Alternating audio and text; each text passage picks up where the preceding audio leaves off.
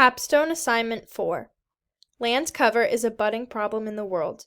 Changes in land use and land cover by humans can result in physical changes such as land surface albedo, temperature, and greenhouse gas concentrations.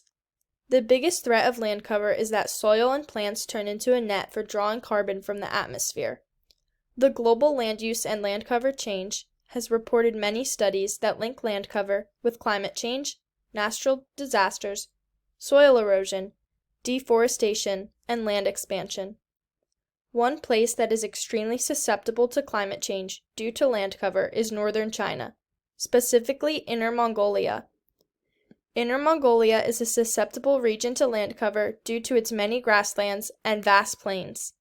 The annual precipitation is between 50 and 450 millimeters.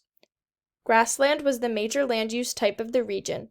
However, since 1980, this grassland area has experienced forest degradation.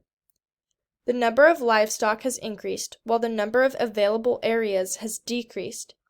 Since China is such an urbanized country and has so many issues with population control and pollution already, the fact that these grassland areas are decreasing is a major concern.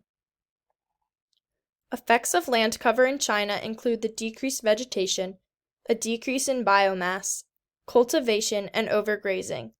The decrease of vegetation is a major problem in China due to the increasing population and constant need for food and resources. Although land coverage is a problem taking over our world, China has solutions and plans to help overcome it. Policies were made such as return grazing to grassland program, fencing grassland and moving users, and payments for environmental services. For some areas in northern China, fencing and free grazing are necessary. PES has been implemented in northern China since 2001 and has improved ecological restoration throughout the last decade. Important policies continue to be developed to protect the degradation of grasslands and help protect communities and vegetation in China.